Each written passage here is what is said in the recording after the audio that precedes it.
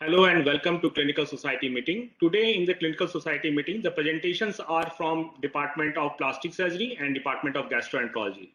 The first presentation is from the Department of Plastic Surgery and which will be moderated by the head of the department, Dr. Umesh Kumar.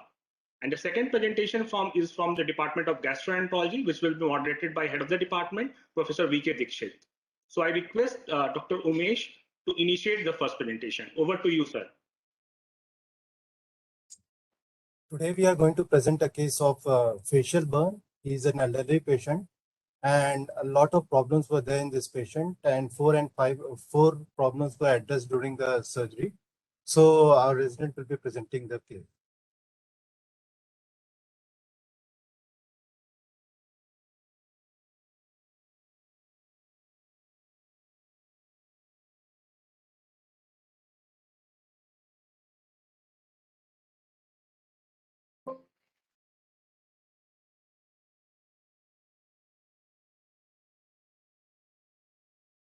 Very good morning to all of you.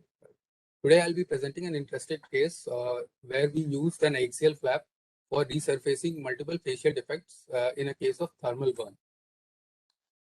The patient, when he came to us, he was a 67-year-old male, resident of Motihari district from Bihar, farmer by occupation. He came to us with complaints of exposed bone over the right eyebrow region, inability to close the left eye, exposed bone over the lower jaw, and nasal deformity, all since past 3 months. On elaborating the history, we found that the patient had suffered facial burns 5 months ago when he accidentally fell on a burning campfire. He was then taken out from there by his friends and fire was doused with the help of water and blankets. Then he was taken to the nearby district hospital. There he was managed conservatively with intravenous drugs and regular dressings. He stayed in the hospital for near a month. He was then discharged from there and his medications and dressing continued for following next month. Post this management, gradually his wounds healed without any surgical intervention, and gradually he developed wounds over the right eyebrow region, inability to close the left eye completely, nasal deformity, and exposed bone over the lower jaw. There was no history of any other deformity in the body. There was no history of any inhalational injury or intubation. There was no history of any head injury or no history of any itching or pain over the scarred areas of the face. Patient is not a known case of was not a known case of diabetes, hypertension, epilepsy, asthma, or any other chronic illness. Patient had mixed diet, bowel and bladder habits were regular, and was a non-smoker and non-alcoholic. Coming to the general survey of the patient, he was alert, conscious, and cooperative, and also well oriented to time, place, and person. His BMI was 19 kg per meter square. All vitals were within normal limits. There was no pallor, icterus, clubbing, cyanosis, lymphadenopathy, or pedal edema. Systemic examination was done sequentially, and there was no abnormalities found in the systemic examination. This is the photograph of the patient when he presented to us. This is the one more view showing the multiple defects with exposed bone and the nasal defect. Coming to the examination part, the patient was examined in standing position in a well-lit room with exposure of face, chest, bilateral arms adducted. Forehead was found scarred and shiny with healed ulcer on the medial part of the right supraorbital rim of size approximately 3 into 2 centimeters, having exposed dead bone at its base, and another raw area of size 4 into 2 centimeters over the lateral part of the supraorbital rim. Eyebrows were not present bilaterally. Left-sided eye showed lower lip atropion and partial eversion of the lid margins. Right-sided eye was completely lost with no vision, and upper and lower eyelid atropion was present. Right-sided cheek showed diffuse scarring with loss of nasolabial fold and a healed ulcer of size 2 into 1 centimeters with exposed bone at its base. Left-sided cheek was normal with presence of facial hairs. There was complete loss on the lower half of the nose with upper part of the dorsum being scarred and exposed bone in the midline in the lowest part. The scarred nasal cartilage was exposed with bilateral nasal opening being patent. Another ulcer with exposed dead bone over the lower jaw was present of size 6 into 3 centimeters. The bone was dry, pale yellow in color and lusterless, being devoid of periosteum. There was no discharge from any of the ulcers and they were all painless with exposed bone being dead. Lip seal could be elicited in the patient. Oral hygiene was poor. Occlusion was maintained. Bilateral ears were normal and neck was also normal. With the above findings, a diagnosis of post-burn facial deformity was made with left lower lid ectropion, 2 ulcers over the right supraorbital margins with exposed bone over the right mandibular region with complete loss of vision over the right eye was made. Now, a multi-stage approach plan was made to cover the defect as well as reconstruct the nose of the patient.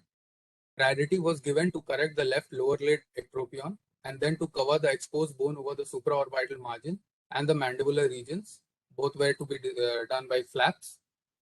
Then the patient was counseled and due consent was taken before initiating the surgical intervention. Routine blood investigations were ordered. These were the reports that we obtained from the blood investigations of the patient. All were within normal limits. We didn't find any abnormality. Chest X-ray and ECG was also done and was found to be within normal limits. Then multi-stage approach was planned in which in stage 1, ectropion release of the lower eyelid was done and the resultant defect was skin grafted. A bipedical flap was used to cover the right supraorbital rim defect.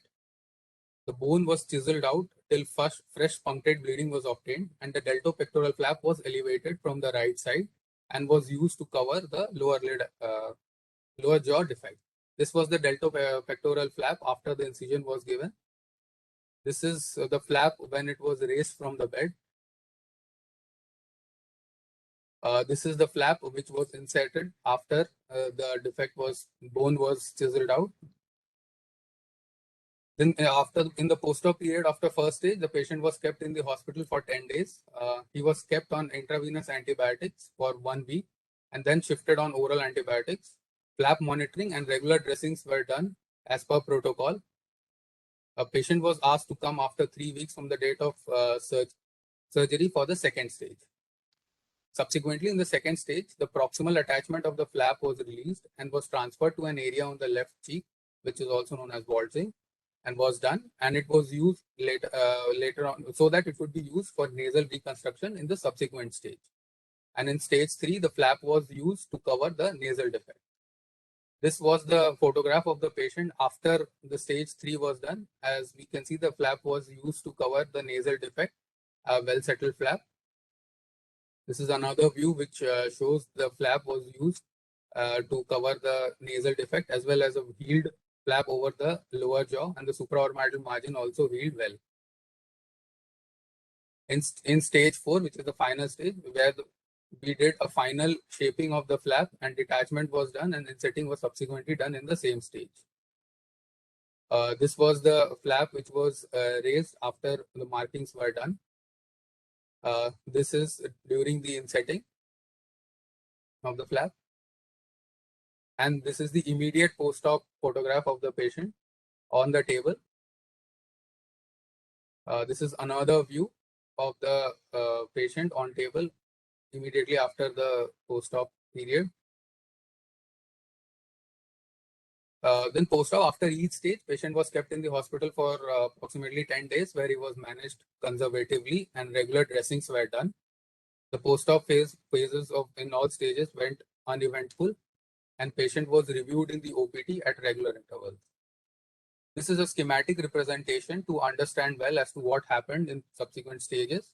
In stage 1, we raised a flap to cover the supraorbital defects and also a deltopectoral flap was raised to cover the mandibular defect, lower jaw defect.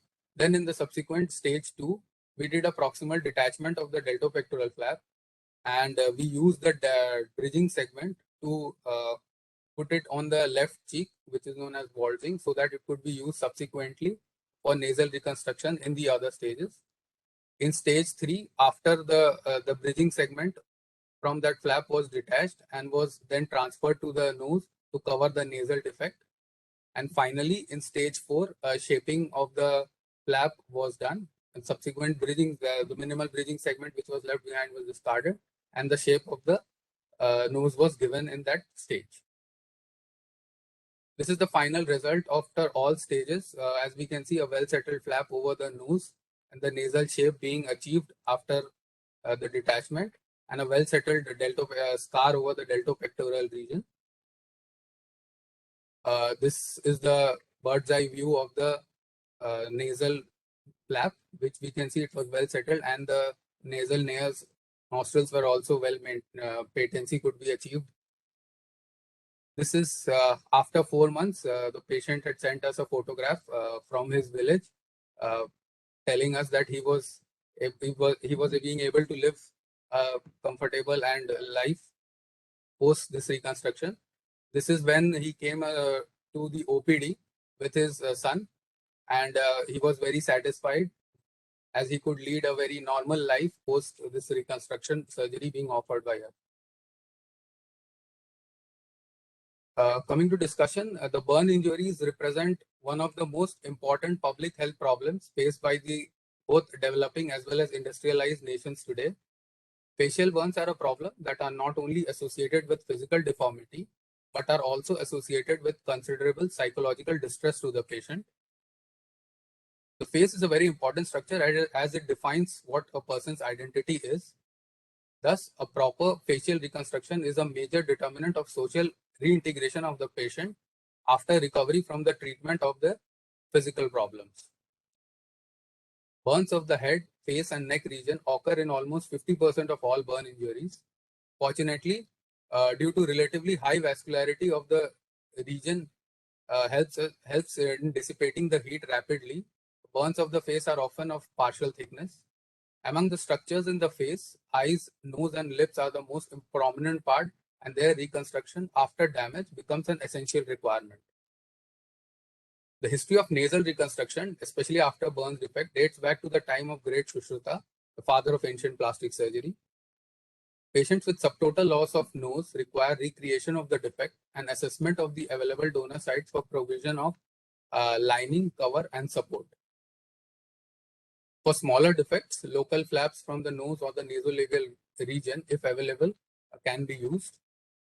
For larger defects, forehead skin, if healthy and sufficient, can be used for covering with lining provided by the turn down flaps. Although these axial flaps have been described for reconstruction of nasal defects, but all are staged procedure and mostly require 2 to 3 stages. Very commonly, however, in cases of facial burns, where most of the potential donor sites are damaged, we are only left with few options. Now coming to why this case was selected. In this case, deltopectoral flap was used to cover the mandibular defect or the lower jaw defect. In second stage, post-division, instead of discarding the bridge segment, we use waltzing technique to transfer the bridge segment for nasal reconstruction. The multiple use of this axial deltopectoral flap is seldom described in literature, and we found this novel technique to be useful. Now, certain take-home messages. So, burn injuries in a developing nation like India are still a major problem. Poverty, illiteracy, lack of funds, and lack of burn education, etc., are the major hurdles in solving the problems of burns in India. Post-burn reconstruction, especially of the face, are very important and should be done in a meticulous manner. Burn reconstructions are usually staged procedures. One should keep his mind open to various options available to both conventional as well as novel techniques. A well-planned and well-executed reconstruction of the face, especially the nose, is gratifying both for the patient and the surgeon as well. Thank you.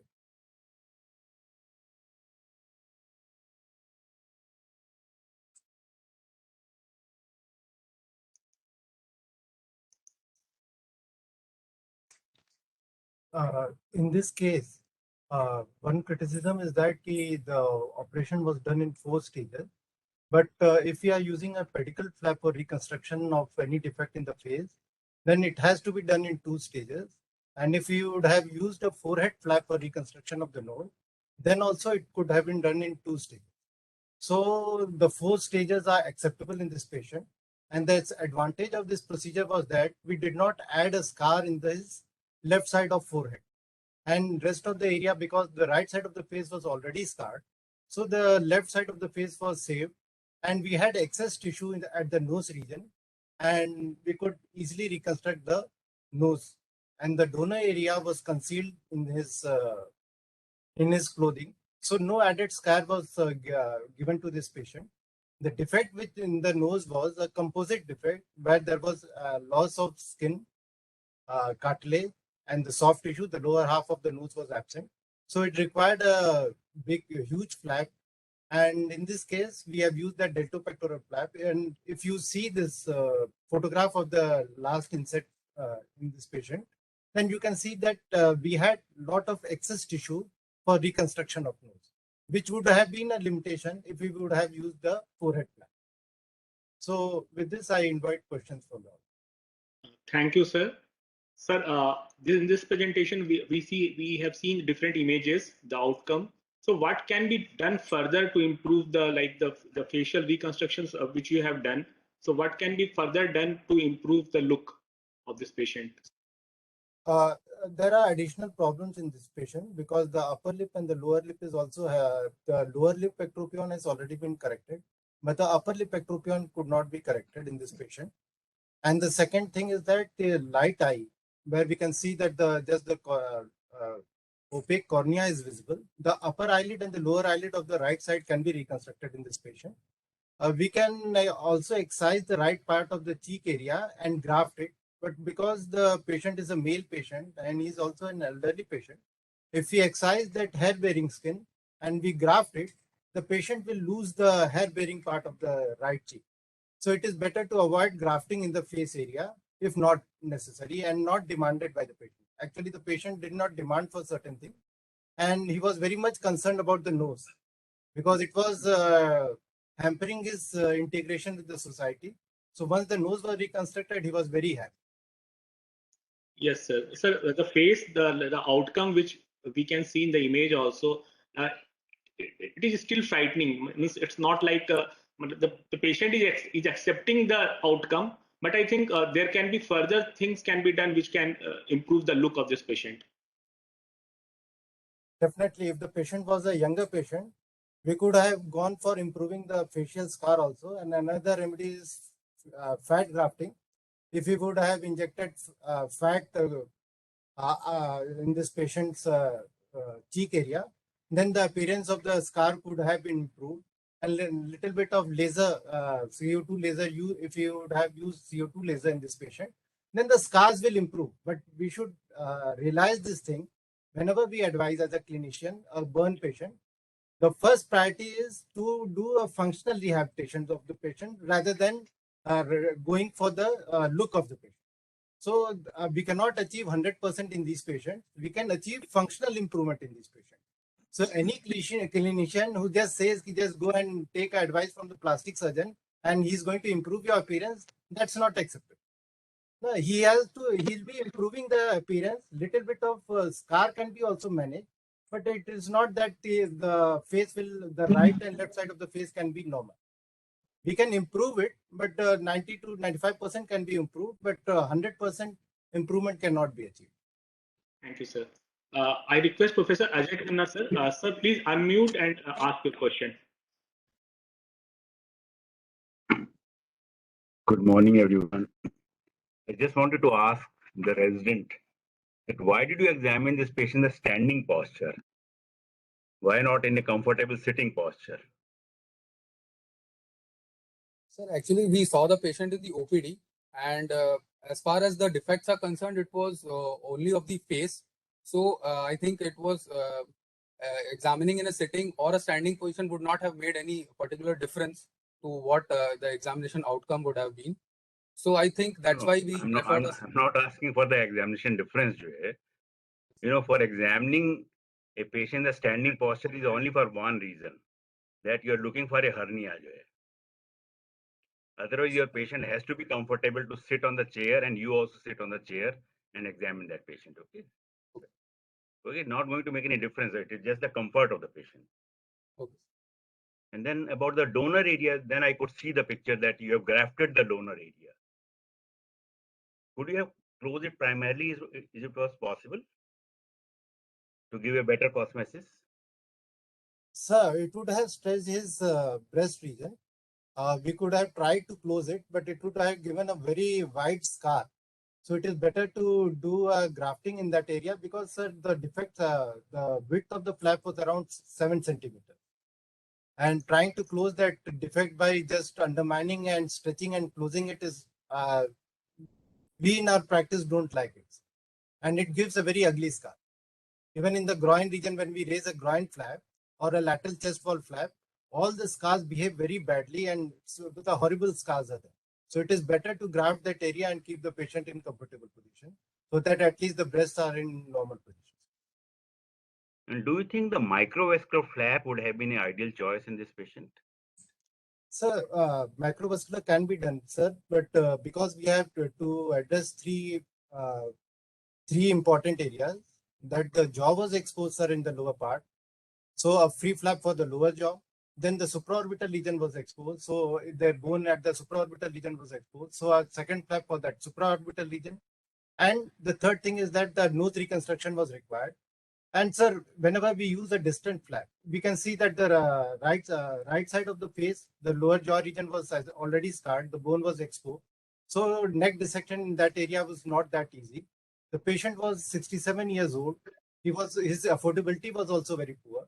So we did not go for that option. Patient was not in a very good position, and he did not prefer for the free flap. And if we are going for a free flap, so its result is not that good because we are harvesting skin from the adjacent area. For head and neck reconstruction, the forehead is the preferred flap, as well as the deltoid region and the neck region is a preferred flap. So local flaps are better for face reconstruction, nose reconstruction or face reconstruction, rather than going from a free flap. But definitely a free flap can be done, but it will, the surgery will be 6 to 8 hours and it will requires intense monitoring. And the patient in this condition, because sir, in the first stage, we have addressed the supraorbital margin, the lower eyelid ectropion, as well as the jaw. So we have already addressed 3 parts and it required around 3 to 4 hours.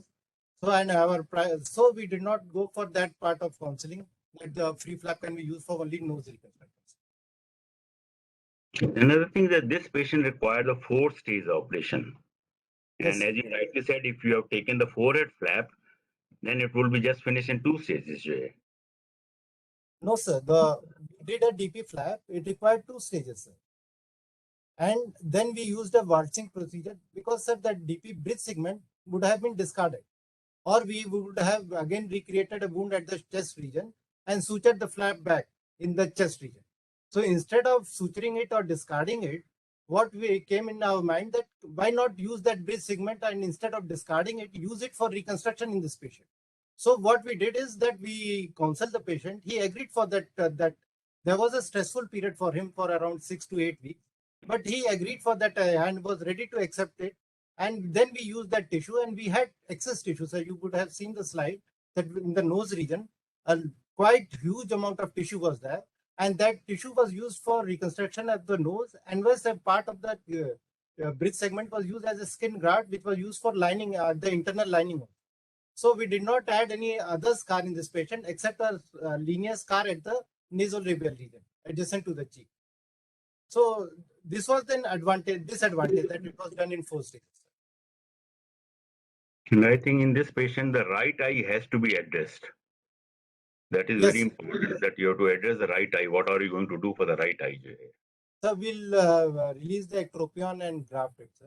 The patient has already accepted, he is not insisting for anything, but if he comes, we'll counsel and try to reconstruct his upper eye. Thank you. Thank you, Professor Ajay Khanna, sir. I request Professor Ashok Chaudhary, sir. Sir, please unmute and give your comments. Good morning. So at the outset, I congratulate the unit, Department of Plastic Surgery, for doing a wonderful job. It's a quite complicated and complex procedure. So as I understand, the lot of face, am I audible? Yes, sir, you're audible. Okay, so the considerable area of the face was disfigured and it was a really difficult job. So is there anything like face transplantation or when you consider face transplantation for, the conditions like this? Because I think a few years back in France, they did the face transplantation or head transplantation. I don't remember it. 10 or 15 years back, it was in the news. So what do you think? And the second question is there anything like cosmetic surgery? Is it a part of plastic surgery or is it something different, super specialty or subspecialty? Thank you. Sir, your second question I'm addressing, sir. The cosmetic surgery is part of plastic surgery and it is specialization of plastic surgery only. Other branches are catching it up, but they are not properly trained. Only a plastic surgeon is properly trained to manage the cosmetic concerns of the patient. The second thing about face transplant is, as you have already told, it is an allograft, and it has to be harvested from a cadaver. So the patient has to be should be on immunocompromised drugs, and the patient is immunocompromised in this patient. And there are very few surgeries have been done in the world. Only 3 or 4 cases have been reported. Few of the face transplants have been done, and it has been done for partial face reconstruction. It is not for total face reconstruction. That too from the nose to the lower jaw. This part has been transplanted in few patients, but the only 5-6 patients have been reported in literature, and the follow-up is going on, and they have not. It is not like hand transplant. The number of hand transplant cases have increased to 30-35, but face transplant, total face transplant, the number of cases are very less. And thank you, sir. I request Dr. Anand, you can unmute and ask your question. Yeah, thank you, sir. It was really a nice case, although initially it seems not a very good facial reconstruction cosmetically, but from a patient perspective, his quality of life is definitely improved. So I still consider it's an excellent outcome. I just want to know whether we do have a burn unit at our institute, and what would be the outcome if the patient visited to this plastic surgery department in a very early phase, just after the insult or after the injury? Could the outcome be a better in a cosmetic point of view, or a better overall outcome, whatever he achieved right now after the 6 months of post-injury? Already I discussed this in the presentation that when we are managing a burn patient, cosmetic consideration is the last consideration. The first consideration should be the functional outcome of the patient. So here the most important aspect was to cover the bone, exposed bone. The second was to save his eye because he had only one eye, so to avoid exposure keratitis in this patient. And the third thing, the last and the least important thing is cosmetic correction. Though everybody wants to have 100% appearance, but a skin grafting or any surgical procedure is not going to give a normal appearance to the patient. This we should all our clinicians who have joined this presentation should understand this important aspect. We cannot achieve a normal appearance. Even a face transplant cannot give a patient a normal appearance. This we should understand. This is a very important thing, that even a face transplant will not give a normal appearance to the patient. If you see the patient, you can identify that he is not a normal patient. He has undergone some type of surgery in this patient, and his appearance will be, his upper jaw and lower jaw will be disproportionate. So we should understand this aspect. And if there is a demand and patient is a younger patient, we can do a little bit of procedures so that his appearance keeps on improving. But if we counsel the patient that we can give 100% normal appearance to this patient, then it is very difficult. So I would like to thank Dr. Sudipta Bera because he had made this pictorial diagram to explain the stages of this patient. He is AP in our department. Okay, thank you, sir. So I request Honorable Director, sir. Sir, your comments. Thank you, Abhishek. So I congratulate the department for, as they explained, this is not cosmetic surgery, but they have done wonderful job for giving happiness to the patient. At least patient happy, then everything is okay. So burn injuries, burn unit is there. I suppose they have shifted to CSSB also. Now they should concentrate on making that better and better. And I hope such cases don't occur, like fall on the fire and these injuries. Though burn injuries because of other issues, accidents or other chemical fires happen, but such types hopefully should not happen. But they have done wonderful job. Congratulations. Even pictorials which they presented were very good. Thank you very much. Thank you, sir. So thank you once again, Dr. Umesh. And now moving to the second presentation, it's from Department of Gastroenterology, and which will be moderated by the head of the department, Professor V K Dixit. I request Professor Dixit sir, over to you to initiate the second presentation. Respected director and respected my teachers and dear colleagues and my dear students. From the Department of Gastroenterology, we have a very interesting problem. You know, the GI bleed is one of the most common emergency which we see in the day-to-day practice, whether it is casualty or the ICU of the gastroenterology. So we are presenting again a very interesting case of upper GI bleed. It will be presented by Dr. Ram Gittani. He is a first year DM students in our department. And it will be further discussed by our colleague, Dr. Devesh. So please start the case, Dr. Ram.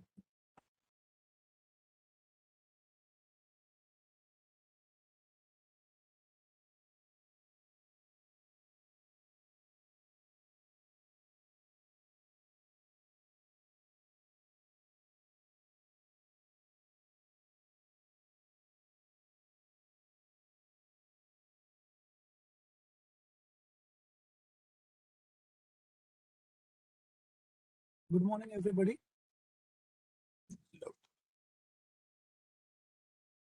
Good morning, everybody. My patient is a 76 years old female homemaker resident of Jaunpur without any known comorbidities. She presented to emergency department on 13th of February with chief complaints of blood mixed vomiting for 3 days and black tarry stools for 2 days. History of present illness: patient was apparently well 3 days ago when she had blood mixed vomiting, which was bright red in color, 3 bouts in 2 days, each about 100 to 150 ml, which stopped 1 day prior to her casualty visit and was associated with dull aching, epigastric pain without any radiation or association with food. It was also associated with black tarry, foul-smelling stools, and postural symptoms. There is no history of jaundice, abdominal distension, or altered behavior. No history of NSAID intake, glucocorticoids, or anticoagulant intake. No history of over-the-counter drugs or complementary and alternative medicine intake. There is no history of excessive retching, fever, or easy bruisability. No history of bleeding from any other side or weight loss. Past history: there is no history of similar episodes in past. She is a non-hypertensive, non-diabetic patient without any known comorbidities. Personal history: she is a postmenopausal woman, married, a mother of 3 children, all born of normal vaginal delivery, and there is no history of addiction. There is no history of similar complaints in family. On general examination, patient was conscious, alert, and oriented to time, place, and person. She was afebrile. Pulse was 108 per minute, regular, low volume. Respiratory rate was 18 per minute. Blood pressure was 106 by 70 millimeter of mercury in right arm supine position and 90 by 60 millimeter of mercury in erect posture, with a postural drop of 16 millimeter of mercury in systolic BP and 10 millimeter of mercury in diastolic BP. Saturation was 97% at room air. Pallor was present. There was no cyanosis, clubbing, icterus, edema, or lymphadenopathy. Left supraclavicular lymph node was not palpable. There were no signs of chronic liver disease.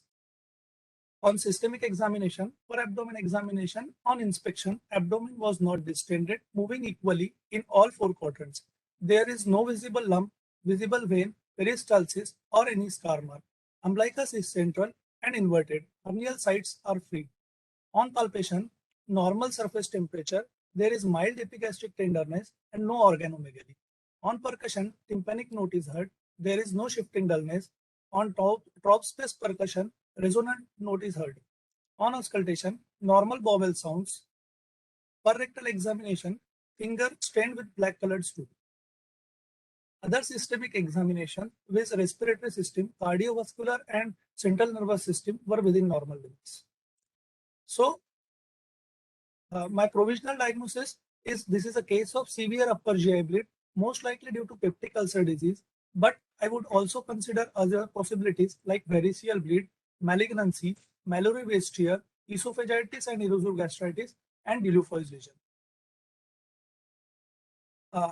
On management, in emergency department only, IV access was achieved with 2 wide bore cannula and lab parameters were sent along with PRBC requisition.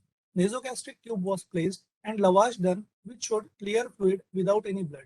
She was started on octreotide and PPI infusion, antibiotics, and other supportive medications. 3 units packed red cells were transfused. Sorry to interrupt you here. The differential diagnosis which you have kept after history and examination. Can you tell me the order in which you have kept and what were the points favoring and points against for each of the diagnosis? Yeah, sure, sir. Sir, I have kept peptic ulcer disease as my first provisional because it is the most common cause of upper GI bleed overall. Number 2, patient was also having epigastric pain, which gives us a hint towards peptic ulcer disease. And variceal bleed, I have kept it second because it is also one of the most common cause. It is they fight among each to stand on the first position. So I have kept variceal, even though there is no signs of chronic liver disease, but we see up to 1/3 of the patients may present as index presentation with upper GI bleed without any signs of chronic liver disease. I have kept malignancy, CS stomach, even though there is no weight loss or any history of constitutional symptoms. Considering her age, I have kept it, even though CS stomach usually presents with chronic bleed, patient presenting with anemia. But I have seen one study where patients of CS stomach presenting to the emergency department, up to 35% of the patients may present with hematemesis. That's why, considering the age and this, I have kept malignancy as my possibility.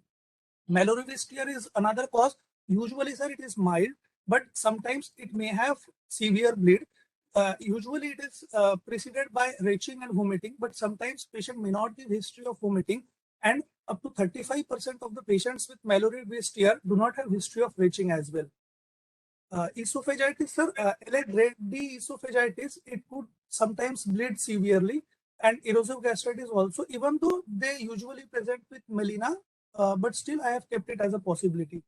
And dilophoid lesion, sir, in any case of upper GI bleed where it is severe, we should always suspect a dilophoid lesion, even though it is very rare. But if we suspect, then only we can rule out a dilophoid lesion. Okay, proceed.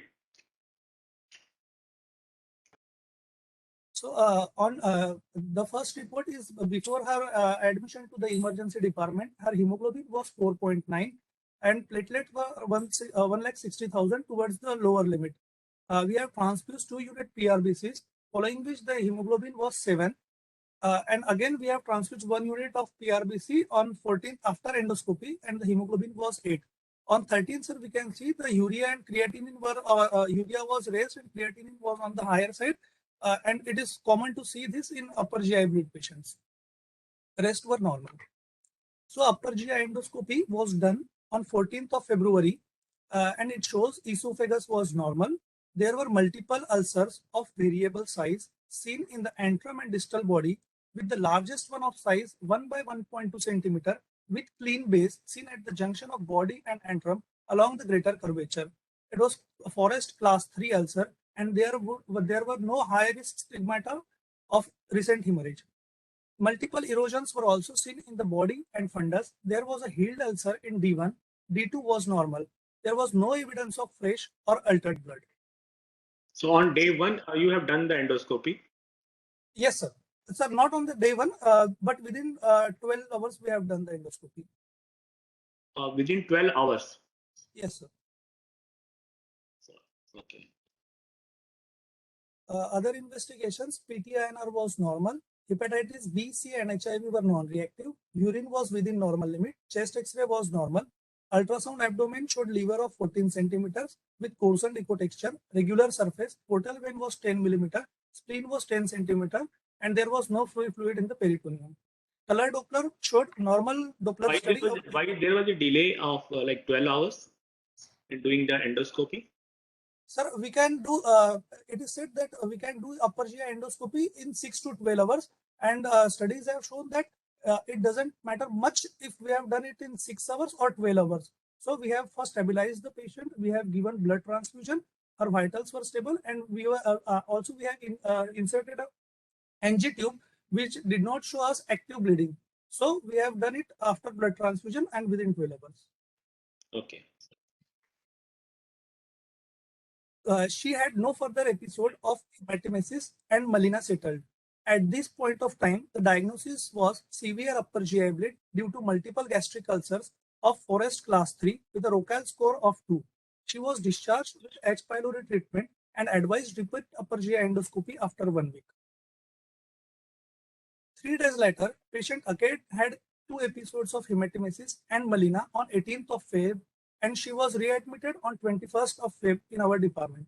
On admission, her vitals were stable and upper GI endoscopy showed whole of the gastric mucosa and first part of duodenum was smeared with fresh and altered blood, and there was no obvious source of active bleeding.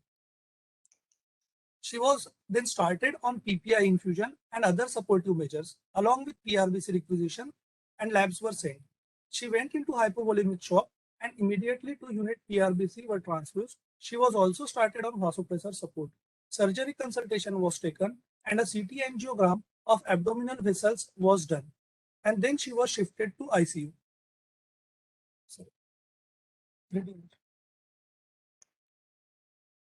CT angiography actually will be presented by the Department of Radio Imaging. Good morning, everyone. I'm Ritika, SR from Department of Radiology. So this is an axial scan of CT angiography of abdomen in arterial phase, showing multiple diffuse focal abnormally enhancing lesion throughout the liver parenchyma. Here in the next image, we can see that the hepatic veins are getting opacified in the arterial phase itself, indicating that all these lesions are basically, and since there is no obvious history of any prior trauma or surgery or any kind of intervention, and looking at the morphology of the lesions, these would be considered as congenital arteriovenous shunts. Just use the pointer and zoom in the images.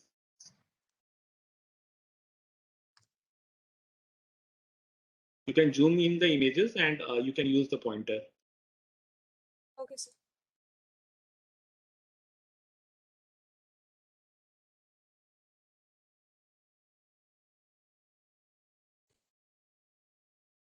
Yeah, so these are the abnormally enhancing lesion, the hyperattenuating areas that we can see over here. Normally, the liver parenchyma would be slightly hyperattenuating as compared to the muscles, but and they are homogeneous in appearance. The liver parenchyma is homogeneous in appearance. Here we can see these multiple small focal hyperattenuating lesion as indicating by the arrow. In the next image, these are the hepatic veins, the right middle as well as the left hepatic vein, and IVC. All these, the ostia of all these hepatic veins draining to the IVC. Normally, these are not opacified in the arterial phase itself, as we can see that the maximum contrast enhancement in the descending abdominal aorta. So this shows early opacification of the hepatic vein, and considered the nature of the morphology of the lesions and their contrast opacification, these would be considered as congenital arteriovenous shunts. Now, secondary to these congenital arteriovenous shunts, we can appreciate the hypertrophy common hepatic artery, as we can see over here. Normally, the common hepatic artery is not this enlarged.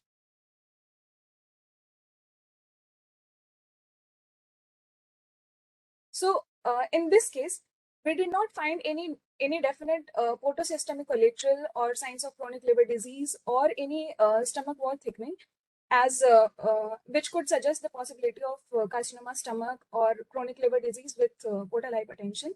However, the possibility of duofoil lesion, as mentioned by Dr. Ram down in the list of differential, can be considered, since association is found between congenital arteriovenous shunts as well as duofoil lesions or any abnormal vascular channels in the stomach wall as well as duodenal wall. One of the syndromic association that we can consider is hereditary hemorrhagic telangiectasias. Since there was no active source of bleeding found in CT abdomen angiography, we went ahead and did a digital subtraction angiography, which was diagnostic. So this is, here we can see catheterization of celiac trunk, and after doing diagnostic angiography, there was just contrast opacification of the vessels, the branches of celiac trunk, that is common hepatic artery, the left gastric artery, which is not well appreciated over here. So we further did supraselective catheterization of the left gastric artery, as I'll discuss it later. and splenic artery, again, that I'll discuss it later. However, no obvious contrast blush was seen, which might indicate active contrast extravasation. The next image is that of superselective catheterization of left gastric artery. And again, there was no obvious staining, abnormal staining or blush noted. The next image is that of catheterization into splenic artery to look for any contrast blush from short gastric arteries. Again, we did not find any contrast blush over here. The next image is that of catheterization into superior mesenteric artery, and again, even after catheterization of superior mesenteric artery, no obvious contrast blush was noted that could indicate active contrast extravasation and hemorrhage. So ultimately, no source of bleeding was found. Over to you, Dr. So on the very next day, we repeated the upper GI endoscopy. We showed normal mucosa and no fresh or altered blood, and no source of bleeding was found again on repeat endoscopy. So we continued the conservative management, to which patient responded, and there was no further hematemesis or melena. But to our surprise, few days later, she again had hematemesis and melena, and a relook upper GI endoscopy was done on 2nd of March, and it showed active bleeding in form of spurting from an artery in the fundus. Could you describe the conservative management which you are doing in this patient? Sir, we have continued PPI infusion, we have transfused blood, and we have given other antibiotics we have continued. So what dose of PPI and continuous infusion of PPI? No, sir. Initially, we gave PPI infusion in infusion. Later, we gave it in a BD dose. Which PPI? Pantoprazole? So omeprazole. So that you have to describe. Otherwise, I think the audience will not understand. The conservative management just will not tell all the things. What other you have given? Sir, just that we have nothing done extra. We have occasionally patient had like nausea. In this patient, have you used the octreotide also? Sir, initially, not now. Before the first discharge, we have given octreotide. It was because we were also considering variceal bleed as our differential diagnosis. So we have given octreotide at that point of time. But after the first endoscopy, there was no signs suggestive of portal hypertension. There were no varices, esophageal or gastric varices. And so now we have not given octreotide. Okay, just PPI you have given. Yes. Okay. So this is a video showing the upper GI endoscopy done. This is a retroflex view showing the fundus, and we can see all of the gastric mucosa of the fundus is smeared with fresh blood. And at 9 o'clock position, here we can see a point source from where there is a pulsatile spurt coming out. This one.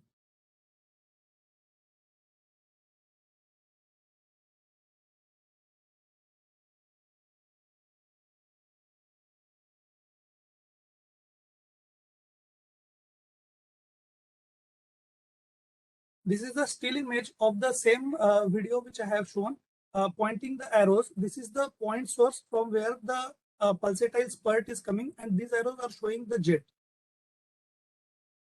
A patient was shifted immediately to interventional radiology, and DSA was performed. Back to Vritika. So after the patient rebleed, she was referred to our unit of interventional radiology, and again DSA was performed.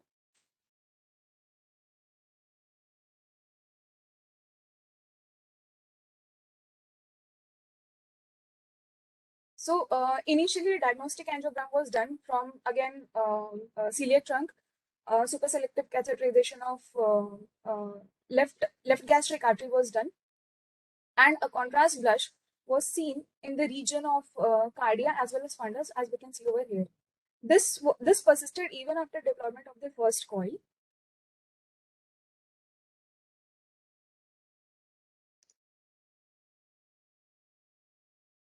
So how you approached the DSA? How you approached, from which site? Sir, we started after having taken informed consent, making sure that for that artery localization, from where you, what was the access point? Yes, sir. The access was done via right common femoral artery via cell linker technique, and then check angiogram was taken.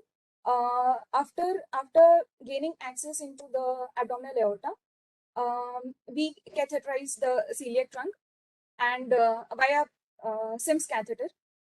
And then after taking diagnostic, after having done diagnostic angiography, we did super selective catheterization into the branches supplying the that might have supplied the blood bleeder. Okay, so that thing was not done in the previous angiography. Actually, it was, sir. The same procedure was done back then also, but it might be possible, as it was also mentioned by Dr. Ram, that after the procedure, when they did a repeat upper GI endoscopy, there was no bleeder identified. So it is possible. In many cases, it happens actually that it might be because of either vasospasm of that small artery, or a clot might have formed at that place, which later got dislodged and the patient rebled.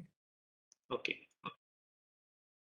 So this is the coil initially deployed, as we can see over here. It was halal coil, which is basically made of nitinol and has thrombogenic fibers arising from it, which basically causes the thrombus.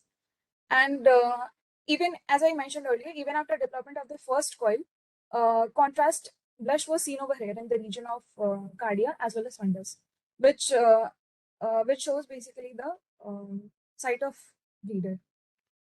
In the next image, in the next video, we can appreciate the coil over here. A next coil adjacent to the previous coil was deployed. And in this case,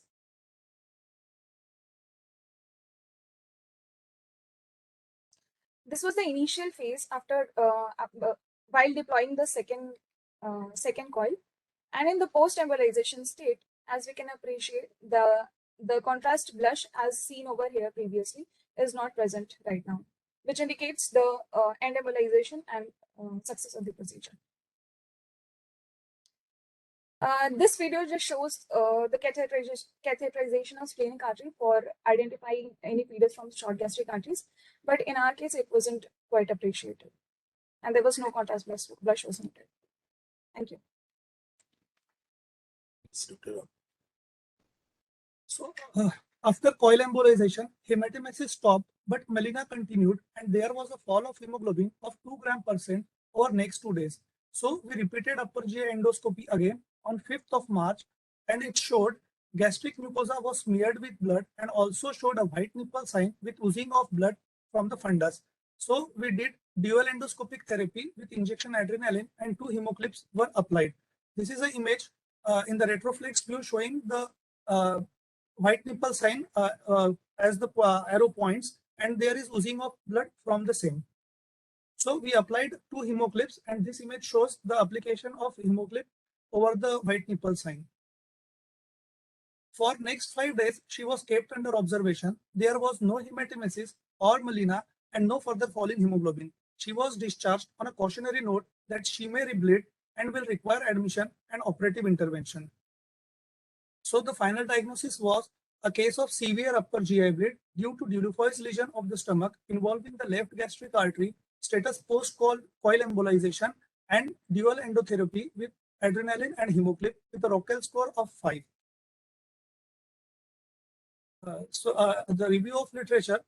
This is the data from UCLA Cure database, which is one of the largest database from the Western literature. It shows peptic ulcer as the most common cause, followed by varices, and Dieulafoy's lesion come quite down the line. This slide shows the comparison of etiology of upper GI bleed from different parts of India, where in some part of the country, peptic ulcer disease predominates as the first most common cause, while at other places, portal hypertension bleed, that is variceal bleed, is the most common cause. In various studies from India, Dieulafoy's lesion has been reported to be less than 1%, and it is from 0.2 to 0.7% only. Few lines about Dieulafoy's lesion. It is an unusual vascular cause of massive GI bleed and may occur anywhere in the GI tract from esophagus to rectum. It accounts for 1 to 2% of the upper GI bleed, and more common in males, more common in elderly with a median age of 52 years. The abnormality is presence of an artery of persistent large caliber in the submucosa. It is hypothesized that focal pressure from these large caliber persistent vessels thins the overlying mucosa, leading to erosions of the exposed vascular wall with resultant hemorrhage. Dr. Ram, Ji, the allotted time already over, 5 minutes over. So if you can sum up within 30 seconds, that would be appropriate. Yes. So this is a case which presented to us with upper GI bleed, and initial first endoscopy showed that there were multiple gastric ulcers and the diagnosis of gastric ulcer bleed was made. But to our surprise, this patient again rebled, and then we have done in total 5 upper GI endoscopies for this patient, and the initial 3 endoscopies we did not find the cause except for the first where gastric ulcers were present. So to sum up, this is a case where we should consider Delufoy lesion, and in one of the endoscopy we have found the active spurt, and then we have proceeded with DSA coil embolization followed by dual endotherapy. So thank you, Dr. Ram. Actually, you must have seen this is a very interesting case where the endoscopy were done because patient was having a recurrent bleed. Initially, we thought of the ulcer as the cause. When probably patient settled, then again rebleed, and then we have gone through the angiography, and then we have done embolization, all sort of thing. So the Delufoy lesion is, though it is an uncommon lesion, but it's a very lesion which is sometimes can lead to torrential bleed. And it's the intermittent. That's why many times when you are doing endoscopy, you may not pick up and you can miss it. And this is also one of the reasons for obscure GI. So this should be always considered when the person is having recurrent bleeding and you are not able to find out the lesion on endoscopy, routine endoscopy, because there will be many times there is clotting and smeared, so that you can miss this lesion. So that is how, and this also highlight a team approach, because our radiology people has helped us and actually pinpointing the lesion, doing the procedure. So this is a very important example of how a team approach is very important in such cases. Dr. Devesh must be there, so he can give his final comment, and then I invite a few questions if the time permits. Then Dr. Devesh can answer. Dr. Devesh, please.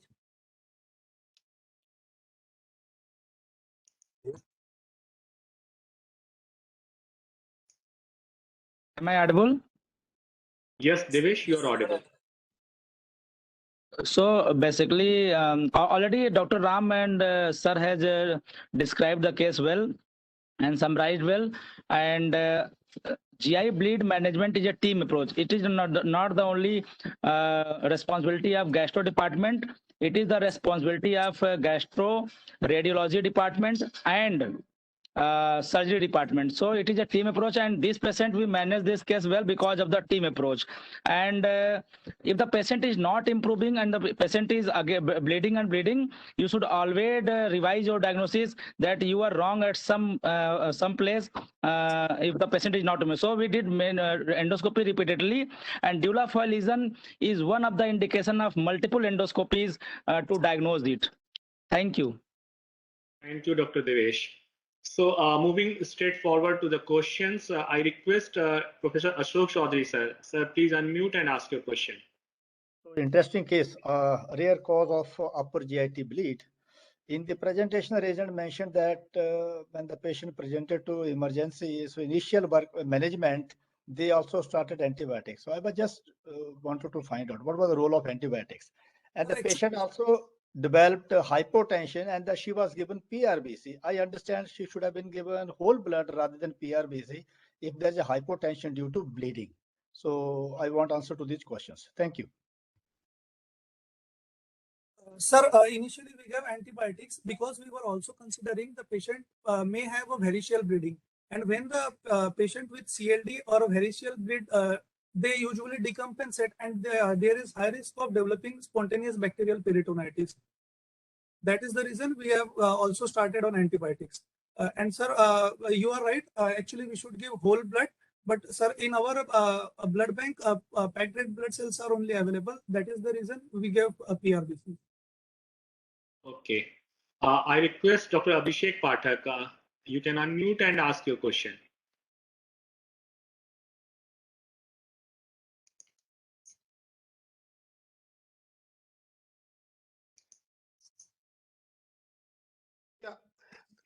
Thank you, Dr. Abhishek. My few queries, the resident Dr. Ram told about the timing 6 versus 12. So I wanted to know whether it was true for variceal bleed also, ongoing variceal bleed, whether you do the endoscopic intervention at 6 and 12 hours, does it change any mortality and morbidity? And the second point, it was answered by Dr. Ashish in the chat box, whether glue would be of any help. So he's already answered. Thank you. Sir, actually, if the patient is having active bleed, then we can consider within 6 hours after stabilization. But if there is no active bleeding and if the patient is stable, we can consider it up to 12 hours. And if but rapidly falling hemoglobin and hemodynamic, you showed some postural drop also. You tested in one of your patients, right? Yes, in the patient, right? So how do you decide whether it's active bleeding without doing endoscopy? Sir, we have actually put a nasogastric tube and it showed a clear fluid, suggested that there was no active bleeding. That is the reason we have transfused her with 2 PRBCs initially, and then we went for an upper GI endoscopy. Okay, thank you. Okay. Sir, Professor V K Dixit, sir, sir, your comments on timing of doing the endoscopy in case of upper GI bleeding. Any patient with the upper GI comes actually, if the first thing is that to make the patient stabilize, because endoscopy should be done as early as possible. It is recommended it should be done within 6 hours. But the first, most important is the resuscitation part. If the patient is stable and you have to see the airway, other things, and then only you can plan the endoscopy, and it should be done as early as possible. In this patient, since we put the rice tube actually and it's not showing any active bleeding, that's why probably, and we were giving the transfusion, so we stabilized the patient, and that's why it is taking a little more time. But we could have done even within 6 hours. All the GI bleed patient can, if possible. Yes, sir. Because sir, in the chat we can see one answer that within 6 hours there is high mortalities. There, Dr. Vinod is written. That's why the confusion arises. Okay. So within 6 hours, I think that should be the preferred. Yeah, ideally, as early as possible. So once the patient is stable, you can take the patient for the actually endoscopy. Okay. Thank you, sir. I request Honorable Director, sir, to give his comments. Thank you. So, in fact, this is an interesting case, nicely managed by the department. Though diagnosis was because of intermittent nature of the bleeding, they have to do 3 to 4 times this endoscopy. And my congratulations to the department of radio diagnosis also for doing wonderful job. That's what required in the multidisciplinary approach for the management of patient. So well managed, and patient must be doing well. Follow-up must have come in the OPD. So with not much comments already discussed, congratulations to gastroenterology as well as radio diagnosis. Hopefully such teamwork will continue better in a better and better way in future. And multidisciplinary approach is always there, should be there, especially in the institute, teaching institute like this institute.